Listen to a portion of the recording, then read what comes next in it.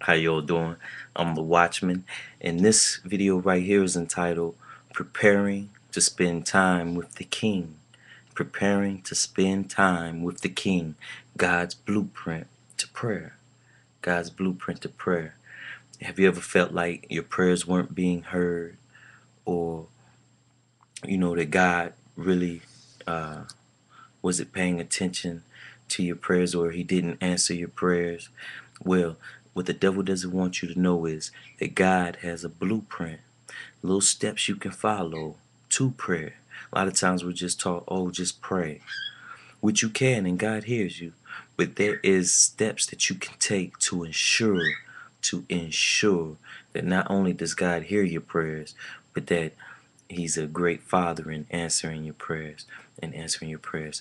All right, turning your Bibles with me to the book of Esther. Go to the book of Esther, and we're going to start at chapter 4. But hold your finger right there while I give you the background drop on where we're going to start at.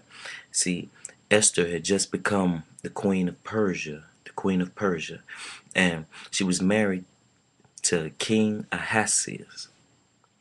Is that how we'll say it? That's how we'll say it right now. Let's see. King Ahasuerus. All right. She was married to King Ahasuerus, and Haman, his right hand man, had talked the king, had kind of tricked the king into making a death decree on all the Jews, And so here Esther thought that she wasn't troubled at first by the decree, because she was up in her palace. She thinking, oh, I'm the queen. It's gonna skip by me. But her uncle Mordecai is talking her into saying something to the king, saying something to the king to save her nation. And this is where we're going to pick up, preparing to spend time with the king, And we're going to see that the steps that she took to spend time with the king is actually our blueprint to prayer. It's actually our blueprint to prayer. All right. We're going to start off by saying first that here Esther had to be reminded, she had to be reminded that her fate was the same as everybody else's. Her fate was the same as all the other Jews. Even though she was the queen, that she would not escape punishment or death.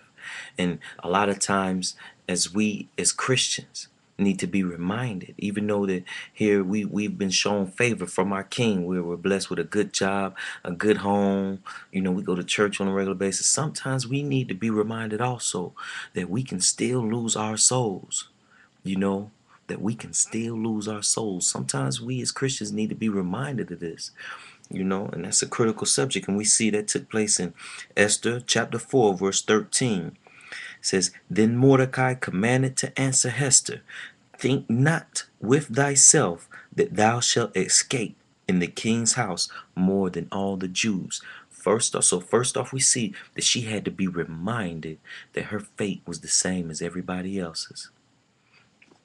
Second, if she remained silent, the salvation for the Jews would come from somewhere else, but her and her father's house would utterly be destroyed.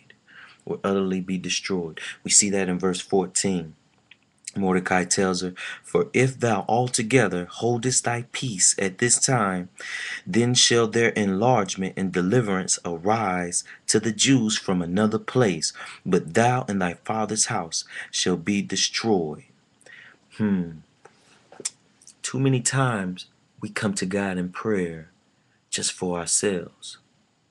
How many hours, or how many minutes, should I say, how many minutes do you actually spend in prayer praying for somebody else? We all know some friends of ours, family members. We all know that there's somebody out there that needs prayer. But how many minutes do we spend talking to the Lord for these people? That could also be a reason why your prayers aren't being answered is because you're only praying for yourself all the time.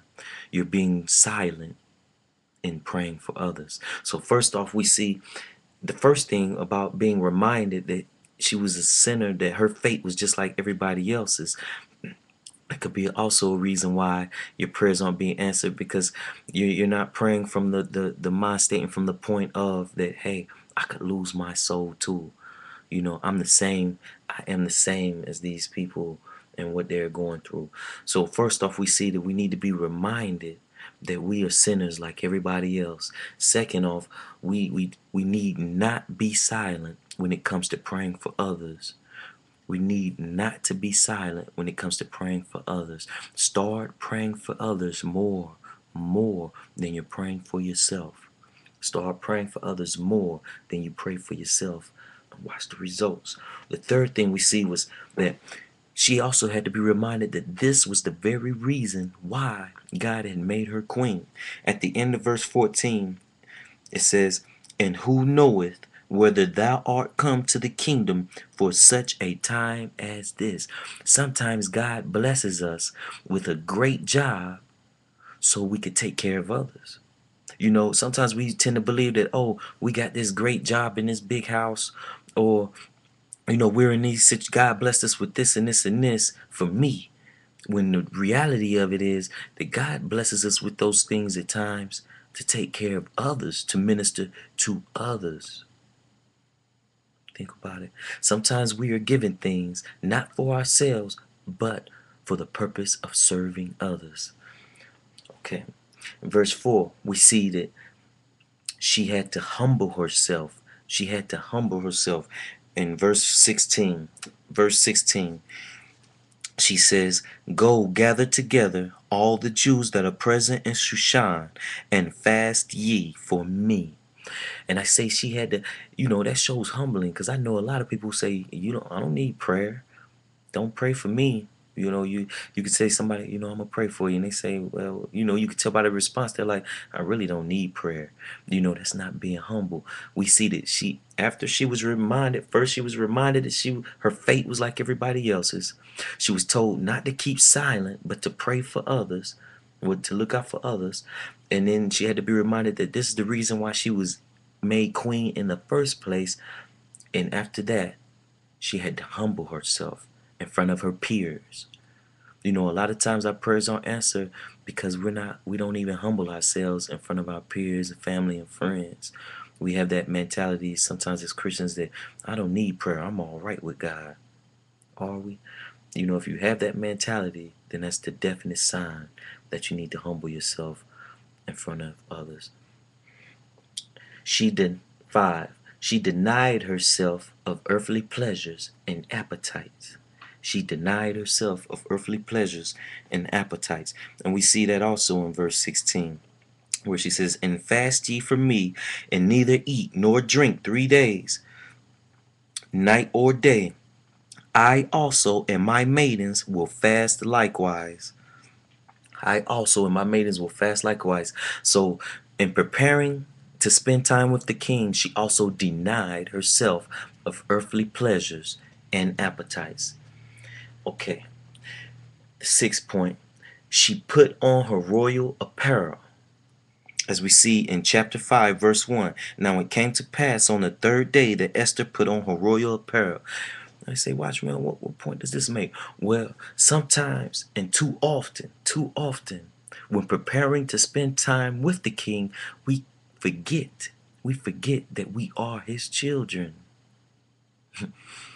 We forget that we are his children. The devil would love us to come to God in prayer all the time, thinking that we are worthless and undeserving, which is good to be humble. But do not forget that you are royalty, that you are his child. I'm a dad of 2. And I know if I'm willing to give my children, if they're being good and doing what I want them to do, I'll give them pretty much anything as long as it ain't bad. You know what I'm saying? God is the same way with us.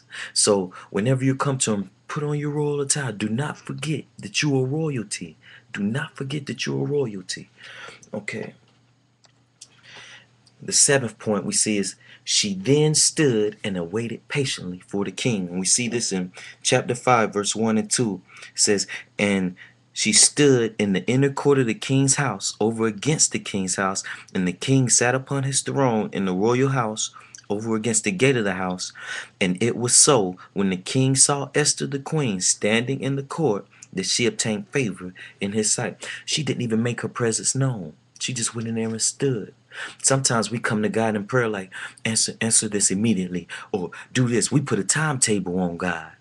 Do not put a timetable on God, you know, and you'll be surprised how fast he actually answers when you do not put a timetable on God. So like Esther, sometimes we just need to stand and await patiently for his response, or for him to beckon to us.